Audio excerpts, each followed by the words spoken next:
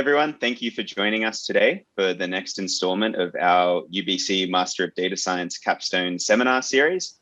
I'd first like to acknowledge that the MDS program is based on UBC's Vancouver campus, which is located on the traditional, ancestral, and unceded territory of the Musqueam people.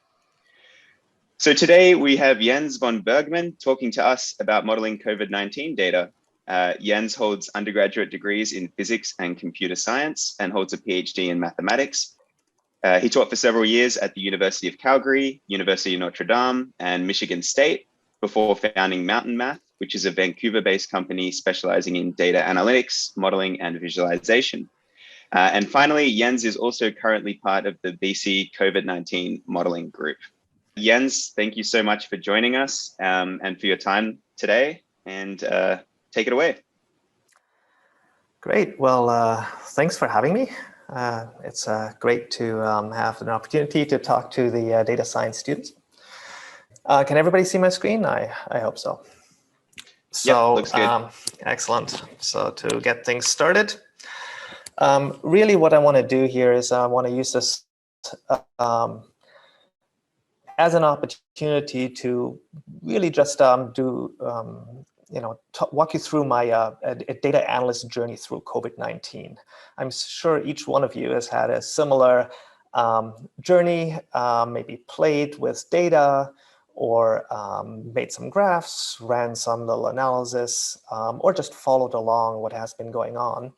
It's kind of hard to avoid when COVID has been taking over our lives in such a dramatic way over this past year. So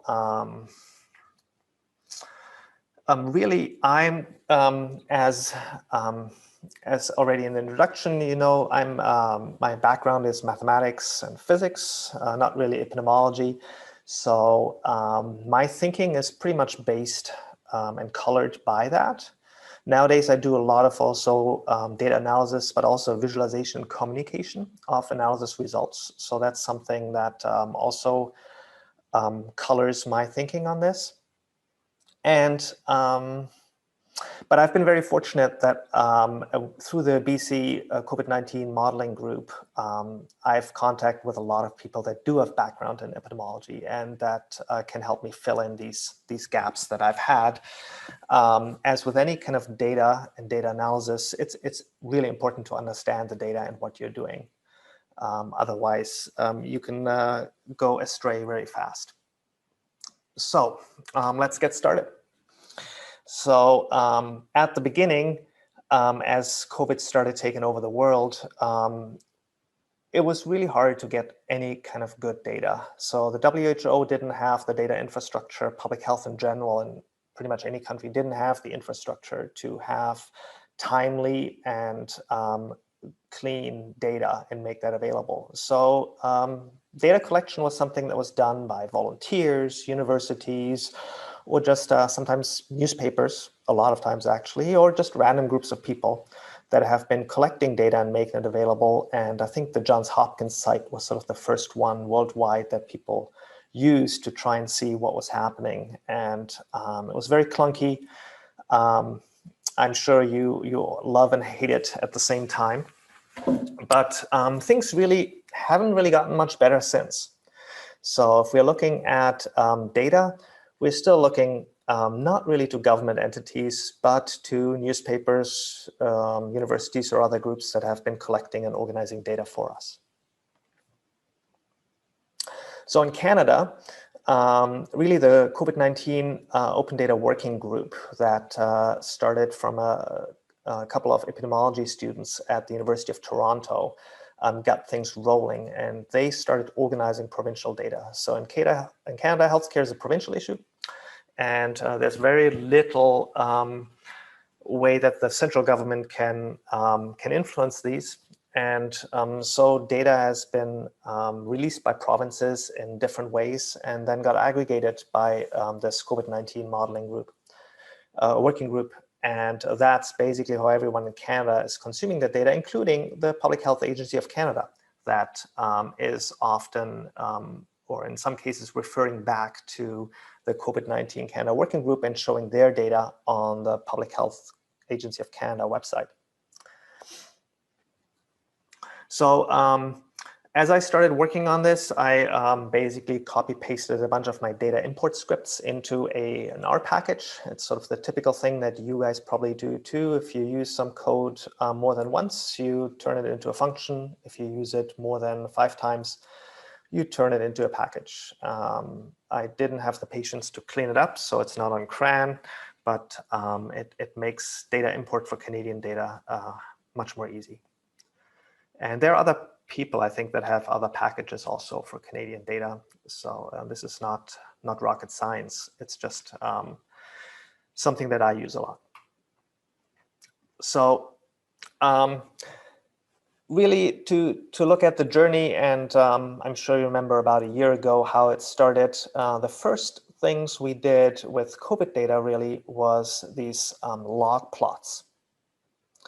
So I have an example here where I've built a little widget that is basically just using the John Byrne Murdoch's ideas that was popularized in the Financial Times. That was a powerful visualization tool. And these log plots were confusing people because logs are confusing, but they were also insightful because the very important part about any kind of data analysis is to understand the data generation process. And in this case, it is viral growth, which to first approximation is just exponential growth. So the log plots makes this intuitive by mapping exponential growth to lines. And so we can see how we grow or deviate from growth, how fast things are growing by just looking at the slope. Slope gives us things like doubling times. So that gives us a way to understand whether the measures we impose are starting to work, whether curves are bending. Whereas if we look in on a linear plot, then the exponential curve, it's hard to say whether the growth rate of this exponential growth is changing.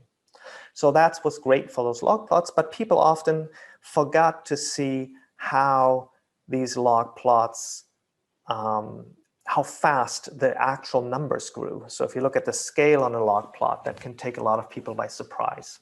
So, so that's the drawback. But this was the first attempt of almost like a mini model. What's the model here? The prediction is we just extend the line, which we do intuitively in our head anyway. And that worked quite well.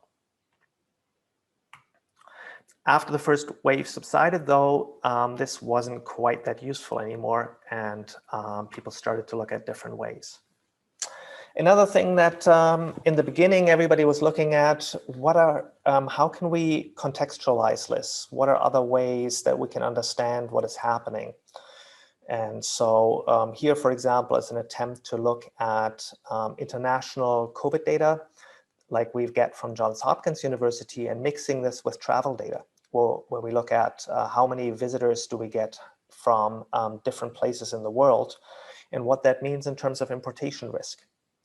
So this tells us how we might expect COVID numbers to come in. And it was really the US in our case that brought in the most cases. The earliest importations were from China and BC, but then US importations really took over.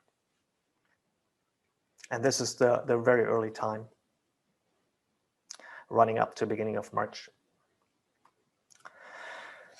Another thing that we might want to ask ourselves is, once the lockdown came into effect mid-March, did it really change behavior? Did people actually adhere to it? How do we know? So we had the Google metrics, the Apple metrics, but those are quite biased in a way that they depend on people carrying devices, maybe people asking for directions. And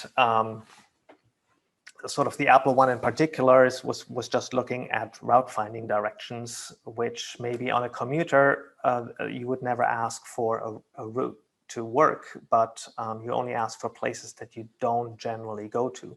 So it doesn't really reflect what is happening. So it's interesting to look at other measures. People have used cell phone data. In this case here, Surrey makes traffic loop counts available. So the induction loops that drive traffic lights that tell them whether they should switch or not, they also double as counters. And Siri makes this data available. It's a very rich data set. Every 15 minutes for every traffic loop, there are several, often one direction, maybe one for a left turn lane, one for a right turn lane, one for a straight.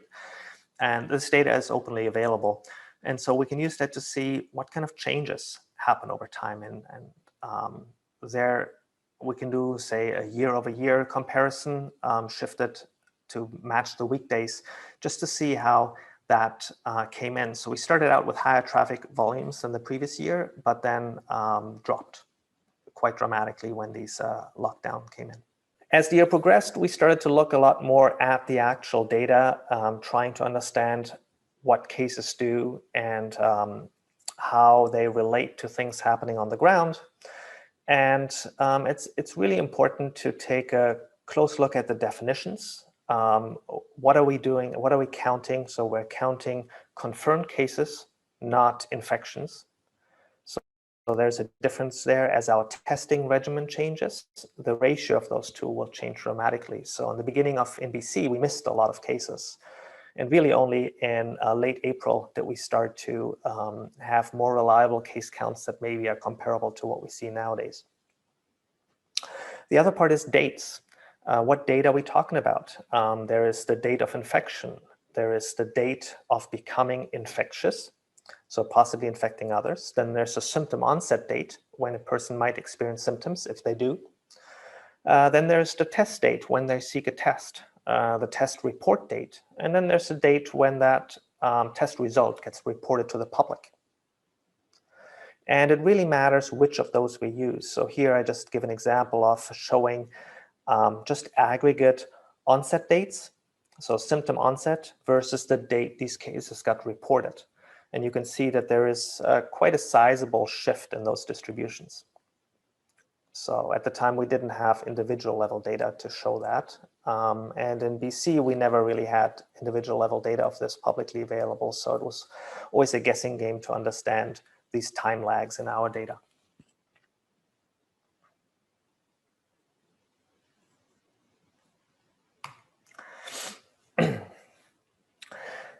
So cases are interesting in trying to understand the case level, but really what we often are interested in is growth rates of cases. How does the pandemic change? Are things getting better? Are things getting worse?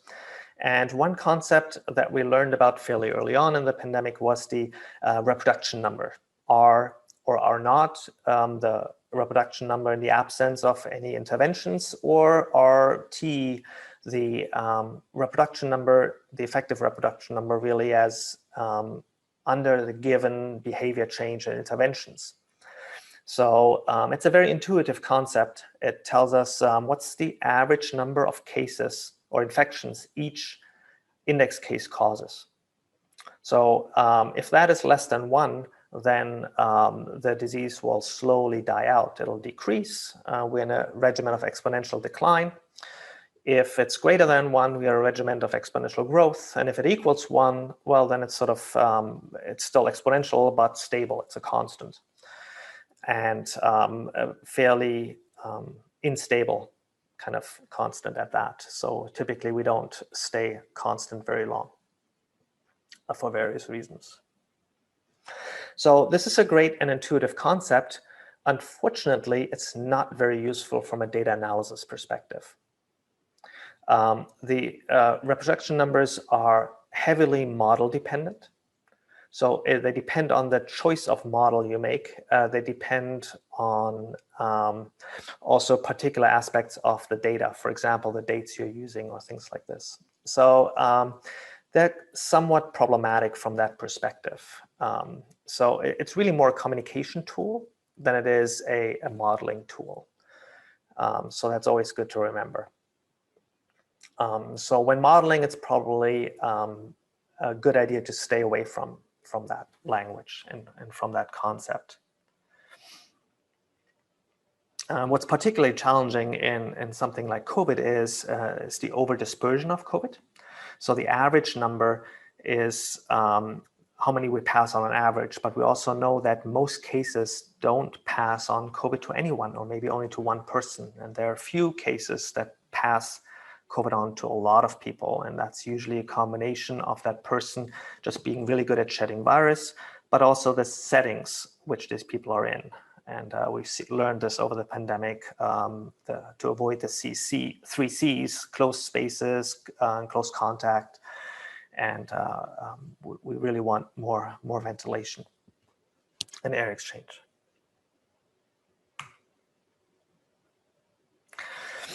Now, as data analysts, one thing we often like to do is just trying to understand, well, what causes cases to go up? What are the risk factors involved? What is happening? So naturally, we're drawn to mixing COVID data with other data sources and trying to run some kind of modeling, be it simple regression or maybe some machine learning or other ways to infer what drives COVID numbers and to make some kind of inferences. And there are several problems with this. One is typically we want this not to forecast COVID necessarily, but more importantly, we want to make causal inferences. We want to say, what do we need to change in order for numbers to come back down? So this is typically the main motivation here. So machine learning is something that probably is not the best line of attack here. We want a more structural model to help us to make causal inferences. The other problem is that a lot of times we do not have individual level data. We only have aggregate data. So in BC, for example, we don't have demographic data or economic data of COVID patients or COVID cases.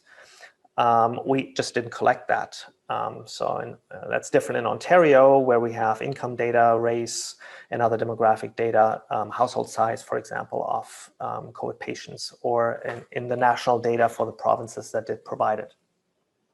So in absence of this, typically what we would do is look at aggregate data. We look at regions, say health regions, and maybe compare it to census data to make inferences.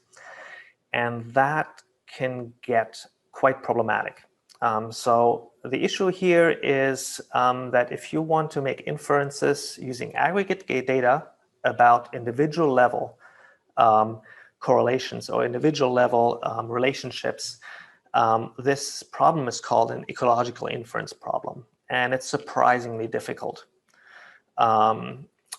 The first inclination would be to just run a regression model to regress a bunch of demographic variables that you have, say, average incomes, share of visible minority population, would be ones that one would probably use first, and just regress them against growth rates or case numbers. And this is known to produce biased and often wrong results. So this is called the ecological fallacy. So you would want to employ some more sophisticated statistical tools. There's some Bayesian models that can deal with this, or other models that draw like in valid ecological inferences for individual level relationships.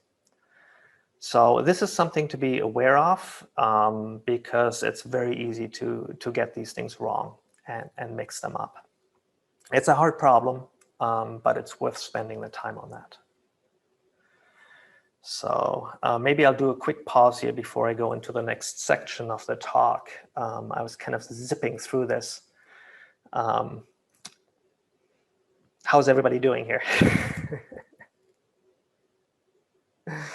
So I don't really have much in terms of actual models or statistical analysis right in this talk, but there are links to a blog post I've done or other places where there's links to code if you want to dive deeper into some of these questions.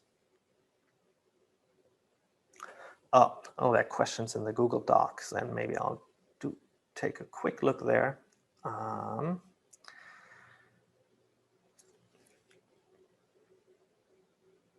There's some key epidemiological lessons I've learned.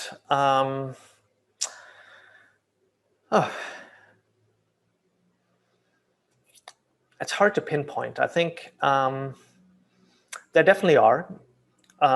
Just working my way through fairly simple models of epidemiology. I'll actually just present one on the next slides, is something that really help to understand. And then it's just good to bounce some ideas back and forth with people that have background that can shut things down really fast and shoot things down, tell you, well, that doesn't make any sense because something.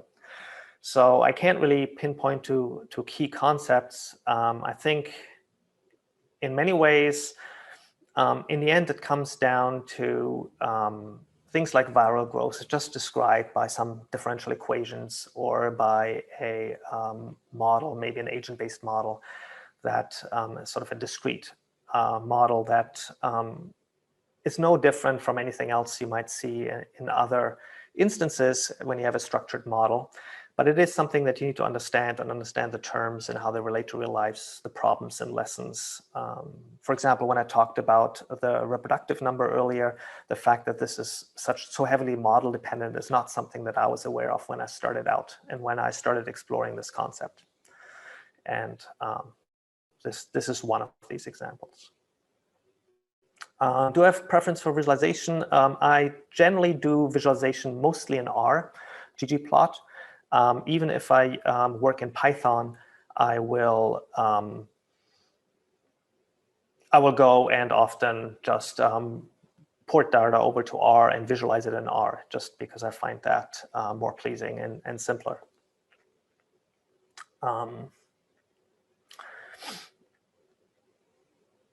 So I'll talk a little bit more about borrowing information from other countries and regions. That is very important, and where in BC, we don't just have our own pandemic. It is very similar what's happening here to what's happening in other regions across the country and across the world, with, of course, paying attention to local peculiarities. So I'll talk a little bit more about this later. Censored data and missing data is a great question, and I'll talk a little bit about that too. So right censoring is a very big part of what you have to be aware of when you deal with COVID data. So some data trickles in late and gets backdated. And so often, especially when things look fairly stable, if you look in the data, it looks like things are actually going down, and that's just right censoring. And that is a problem. We've gotten better at this because our data handling in BC has gotten better, but it's still there.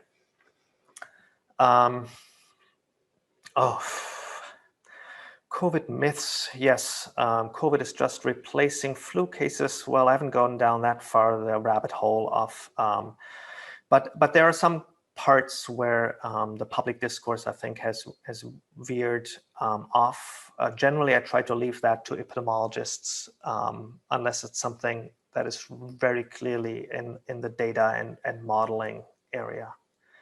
So I can talk a little bit about that later too. Okay, variants of concern question coming in. Sorry. I'll leave that for later. Maybe I'll jump into the talk and continuing. But it's great to have these questions come in and take a little bit of a break here. So really what I want to talk about a bit more is the data generation process, because this is really key to understanding anything when it comes to COVID. It's sort of the first step that we do when we do data analysis.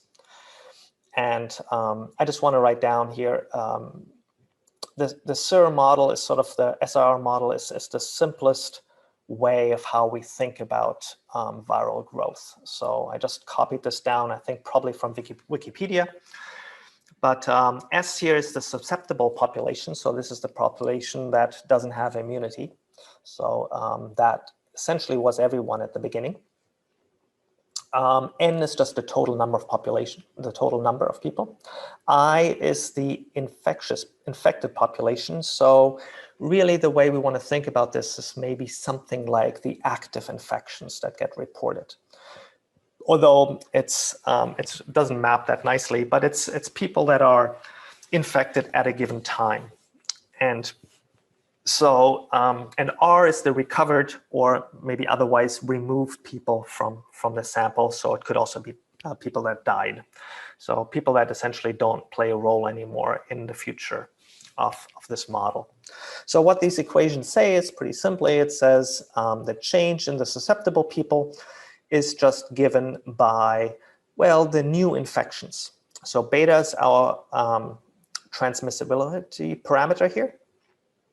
And we multiply the number of currently infectious people by the transmissibility and by the share of susceptible people. So that tells us our new infections. What's the change in the infected population? Well, again, it's our change, our new infections. That's the first term here with a positive sign. And we subtract where there's a clearance rate gamma. So some people drop off, they stop being infectious. So if we look about active infections as it's reported sometimes in the news, this would be maybe after 10 days, we think we're not infectious anymore. But in a SIR model, we really want to think about this more of when do people are effectively removed from contact with other people. So maybe they're isolating properly or in other ways just don't spread anymore.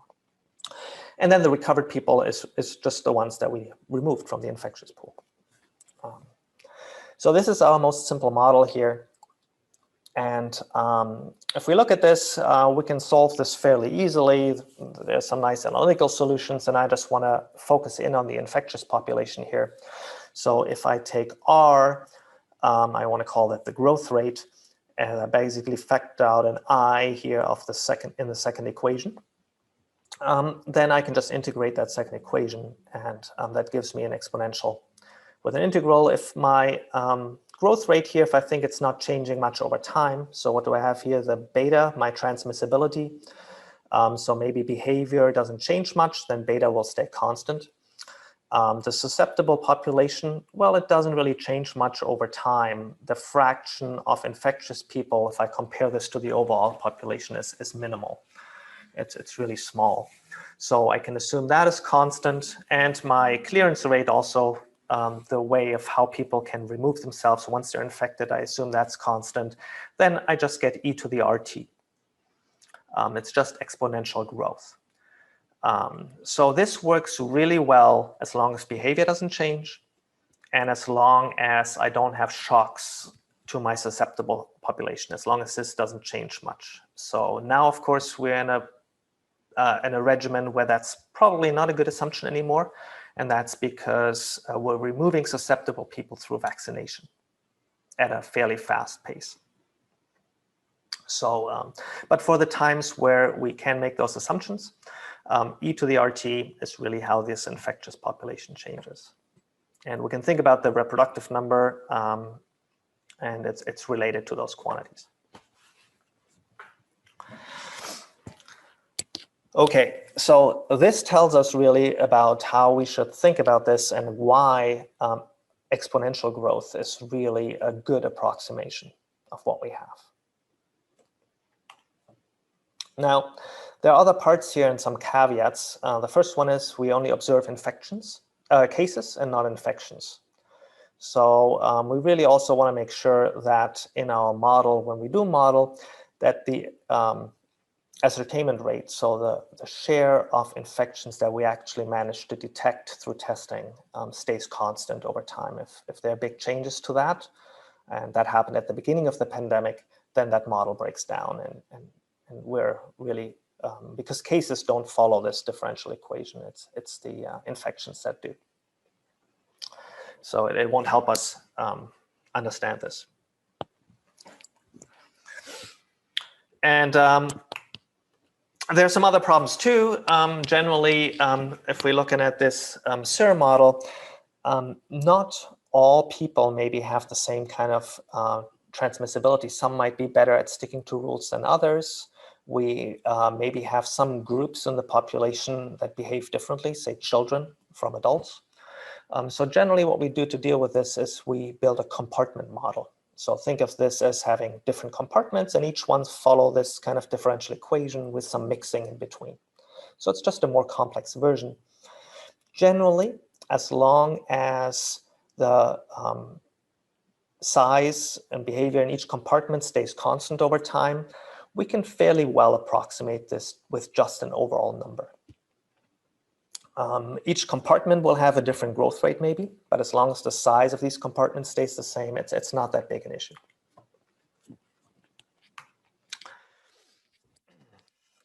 So to start going, before we actually want to do proper modeling, the first thing we might want to do is just do some descriptive analysis, just to understand where did we come from historically, and how can we understand this data. So what I'm showing here is case data for Germany.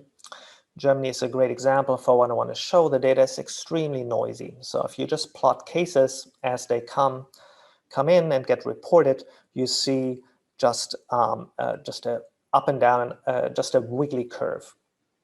And it doesn't take long looking at this to understand what's happening here. It's a weekly pattern that we see. And we see this basically in any jurisdiction in the world that we're looking at, that cases come in on a weekly pattern. It's not because the virus knows something about, oh, it's Monday or Tuesday and it behaves differently depending on the day of the week. It is basically test-seeking behavior. People might be inclined to seek tests differently if it's a weekday or a weekend. And it's also processing and reporting that is different. So some jurisdictions may not report on given days, or some sub-jurisdictions may not report. And so this is what we see here. And so if we want to make sense of this data, we probably need to clean this up first. So what we see here is a time series problem. It is not a problem that we want to handle in modeling. It's something that we want to do before we start modeling for several reasons. So how can we get rid of the strong weekly pattern? So a simple way would be to just take a moving average, a 7-day moving average, and that removes a lot of that weekly pattern.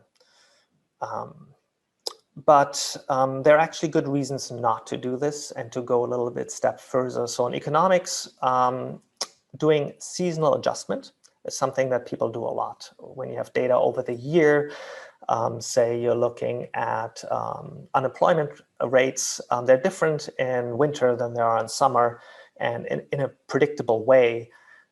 So just because it went down in summer doesn't mean that the economy got better. It could just be that it's a summer effect. So typically what we do is we do a seasonal adjustment so that we understand where the underlying economy is going. And so we remove the seasonal trend. And so we want to use the same kind of techniques here, just based on this weekly pattern. If we do this, it cleans up the data tremendously. So on the right, you see the same data plotted where the dots are still there. That's the raw data. The blue line is the seasonally adjusted line. And generally, it is a fairly narrow band with some large spikes, and they occur generally around holidays. So you can see Christmas, you can see New Year's. So this is something where our weekly pattern that doesn't know about holidays, it won't know how to deal with that. And that still shows up. And then we can fit a trend line through this. And this is really a much better way to deal with this data. And we want to do this in a way that honors the data generation process. What do I mean by that? So here's a simple example where I just generated some synthetic data. So I took an exponential growth followed by exponential decline, and I added some multiplicative Gaussian noise. Actually, normally distributed. Yeah. So and so there's no weekly pattern yet in this. So this is just for showing things. And you can look at the original data. And the original data, underlying data I put here as a line here, and then the dots are the ones. And then I have different ways of smoothing or dealing with this irregularity. So if I do a 14-day mean rolling, the first thing that I notice is at the beginning and at the end, I'm losing information.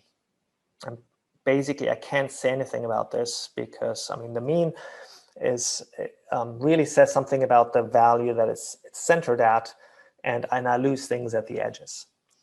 And I can The other problem is that a mean is, it doesn't respect the data generation process. It's a multiplicative process, and I'm applying an additive mean. So one way to fix this is I can take a log mean. So I take mean on the log data and then exponentiate. So that gives me a little bit better result, and that reflects the data generation process. But I still have to deal with this gap at the end. And 7-day is more noisy. The mean doesn't really clean this very nicely. Still get quite a bit of noise, and I lose information at either end. So one thing people do to deal with this information loss is they just simply right shift the 7-day moving average. But what that does is then our trend line doesn't represent the data anymore. So in the bottom left, you can see how the trend line actually does not fit the data. So right shifting removes sort of visually this unpleasing loss of information here, but in real life, it's a problem. So another way is what I've used here is STL decomposition. That is just a fairly generic way of how I can first remove a seasonal pattern. In this case, there isn't any, and then have an iterative process of basically filtering a low-S filter and dividing my data into noise, a seasonal pattern, and a trend line. And here I use a multiplicative model to do this. So this is generally the approach that I've taken. It's fairly simple and straightforward, standard, and it does the job quite well.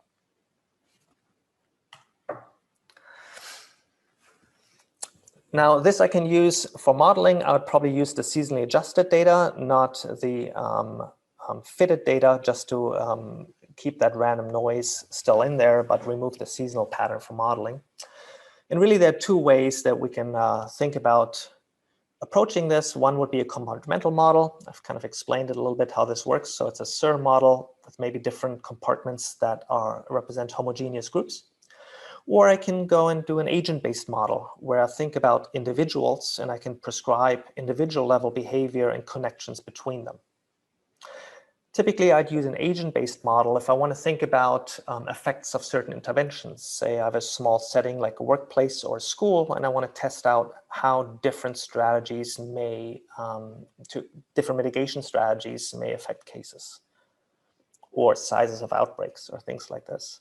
But agent-based models have a lot of parameters usually, so they're hard to tune and generally not very good for forecasting or things like this. So let's start with really the simplest model we have here. And so this is one that I like just because of its simplicity, and it's fairly easy to understand. What is happening here is basically it's taking log cases and running a segmented regression. So it's looking for a, if I would do the log plot, maybe I should have included one. It's looking for straight line segments within a log plot. So for exponential growth segments, and then fitting trends to them. And so you can see in blue the fitted line. And there's a couple of things going on here. The first one is it's unsupervised. So I'm not really telling it where to set those breakpoints. And it actually finds fairly well the areas where you would expect changes in public health measures to come in. So you can see that and these gray color bands are these different segments of constant exponential growth. And you can see how after I open up in phase 2 and phase 3, you can see the changes in my growth rate of cases. There is this September dip where the growth rate dipped, and it's not really clear why from the public health measures that I indicated here. But after that, again, it works pretty well to show what happens with the new measures at the end of November being introduced. It's a bit unclear what happened at the beginning of February, why the growth rate changed there. But then as the new measures came back in April, that shows up there again. The other thing that's in this graph that's happening is it's about variance. So one thing in our model that we had when we look at exponential growth, and if we try to attribute it to behavior, we're assuming fairly constant, we're thinking of behavior causing changes in behavior, causing changes in case growth. But at what happened here from February through April, it wasn't a change in behavior really that changed the shape of that curve. It was that suddenly a virus that was more transmissible started spreading. And the mix of more transmissible and the less transmissible variants that caused this. So I'm going to talk a little bit more about this, but what I put in here in this graph is I just looked at just showing the regular COVID here on the bottom in gray in those cases, and that still fits that model fairly well. And it's really the overall cases deviated from this because these new variants just behave quite differently from the old ones. So essentially the gray line is what would have happened if we had kept B117 and P1, so the British and the Brazilian variant out. This is the trajectory we would have followed if everything else had been the same.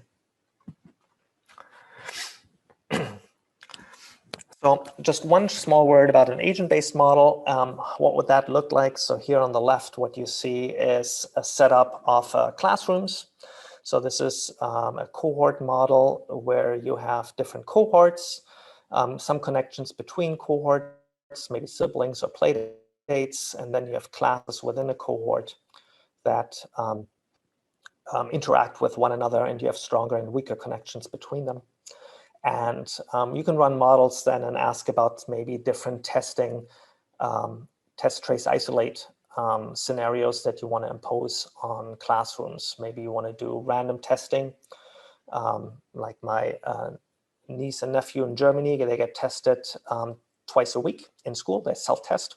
They just stick a cotton swab up their nose. It's a shallow swab, and then they test themselves. And every kid does that in school there. So that's one way to as an intervention. Or how do you quarantine? How do you isolate? Do you test contacts right away or not? So these are different interventions you could do, and you can start to model this. So toward the end of the pandemic, these simple exponential models really broke down for two reasons. Vaccines. So our susceptible population wasn't really constant anymore, and variants of concern.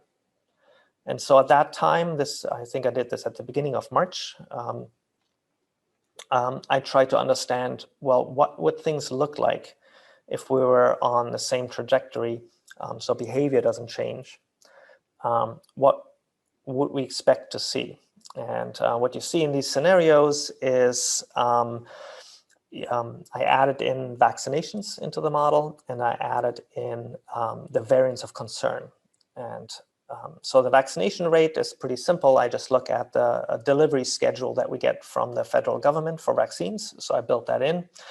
But the variants of concern was very tricky at the time because we didn't get good data released on how many variants of concern we had in March 1st. So there were some assumptions made here. Was it 5%, 10%, 15%? That gives you different outcomes. We were around 10% at the time, it turned out, as we know now. But it was quite unfortunate that we didn't have good information. So we knew cases would explode. We just didn't know exactly when because of this. But this is one way of how you can extend a fairly simple SIR model to deal with things like this. And there's a link in the code if you're link to the code if you're interested.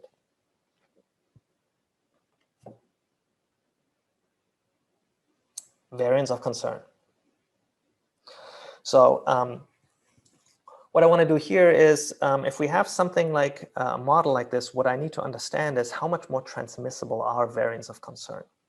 So the variants of concern in this model here are showing in red, whereas the wild type COVID is in more of the orange color. And I want to know, so these variants of concern are more transmissible, but how much more transmissible are they? And we can look around the world, and that's what we did. That's what these numbers are informed by, because this is a property of the virus. It's not a property of people's behavior. So this is something that's very easy to predict through science and through modeling. And I just want to walk you through how this works. It's a fairly simple idea here. So if I think about cases at a time t, we've seen they're given by some initial cases times an exponential growth model. And what I have here is I have now two different viruses. I can distinguish them if I do whole genome sequencing, but they're really different brands, and you can think of them as being largely independent. They're not competing for susceptible hosts. Almost everybody is susceptible still. The people that have had COVID is very small. So they're not competing in a way, they're just running their own little pandemic and infecting people. It's going to be very rare where one virus tries to infect one person, but the other virus had infected them before, and therefore they fail. So really the way we want to think about this is that we're just saying that our variants of concern, they grow at the same rate, except we add another extra growth rate to it. The growth rate advantage. This is the RA in the second equation here, and we want to estimate this.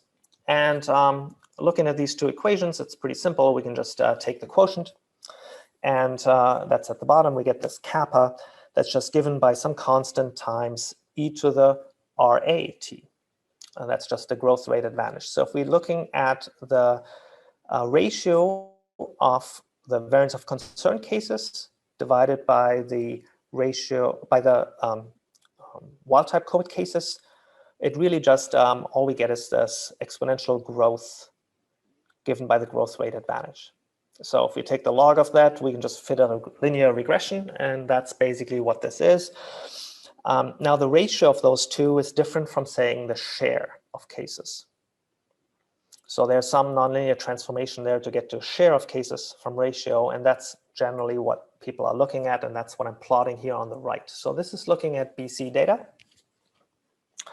and I take the share, so these circles are the share of variants of concerns among all cases, and the fitted lines are fitted by this process that I describe here on the left.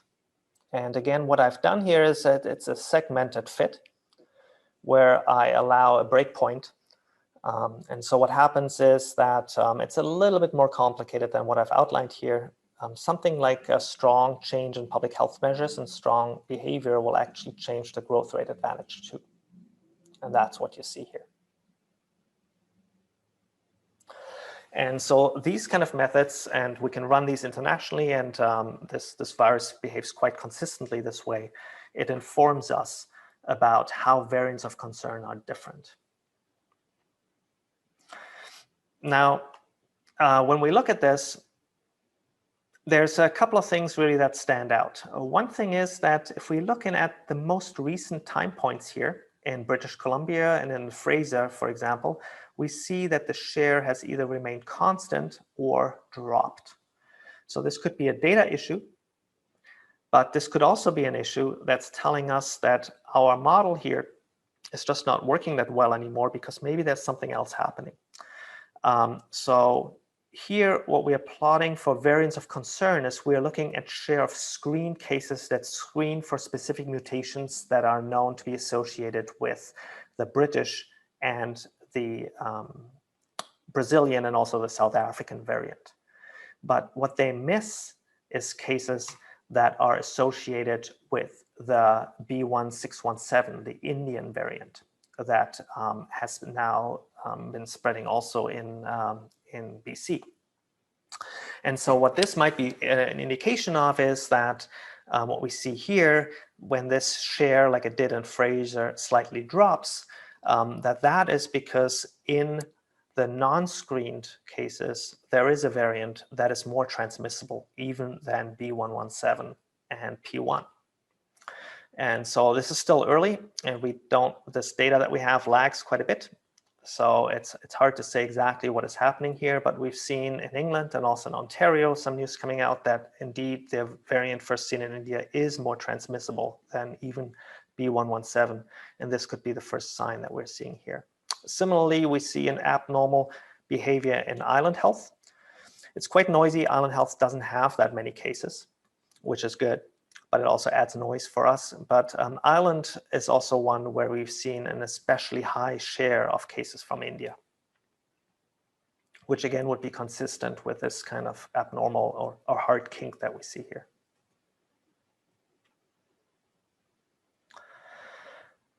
So we're again at a stage like we were in February, where variants of concern is something that we're very closely watching. And that was my really quick, speedy walkthrough. And I hope, let me maybe turn to questions here. All right, ecological models. Yes, this is a hard one. So I'm fairly partial to models proposed by Gary King. He is a, I think maybe political science or data, now does a lot of data science things at Harvard, who build models around 2000. And there's some R packages that do this. There's some other ways too that work reasonably well, but a lot these packages still require a lot of hand holding. It's a hard problem, and it doesn't get easier. It's not a simple plug and play type thing. Let's see. I think also the zoo package has several ecological models built in that you can use and compare.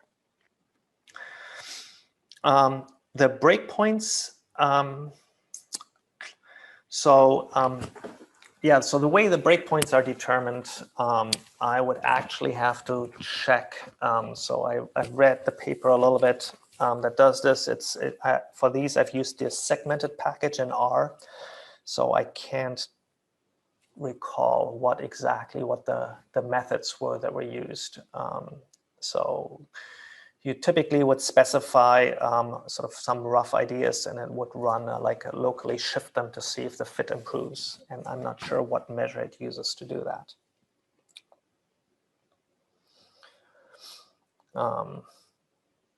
Case rates for different provinces within Canada. I focused mostly on BC. It seems like across Canada, we've seen fairly similar patterns for provinces that had similar approaches, so we basically have two different kinds of approaches of how to deal with COVID in Canada. So one is the mitigation approach, which is where we basically aim not to exceed hospital capacity. And if there are too few people in hospital, we might loosen our rules a bit. So we want to have as few restrictions as possible without exceeding hospital capacity. So this is something BC and most provinces have done. The other one is more the elimination approach, which is to essentially try to get case numbers to zero or as close to zero as possible. This is what the Atlantic provinces and the territories have pursued. So there are two very different approaches to this.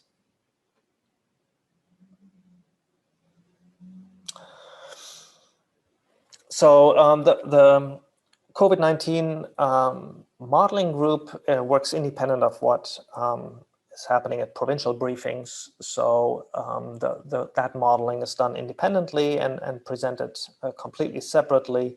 But some people in the modeling group do advise in various capacities provincial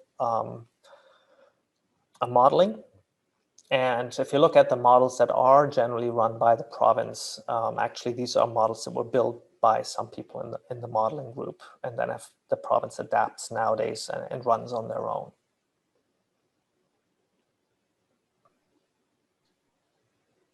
All right.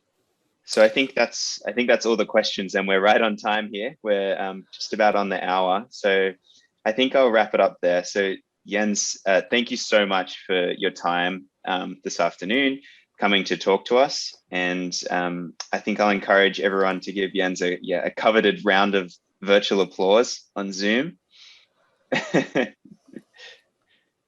Thank you, everybody. Yeah, thanks again, Jens. It was a pleasure having you.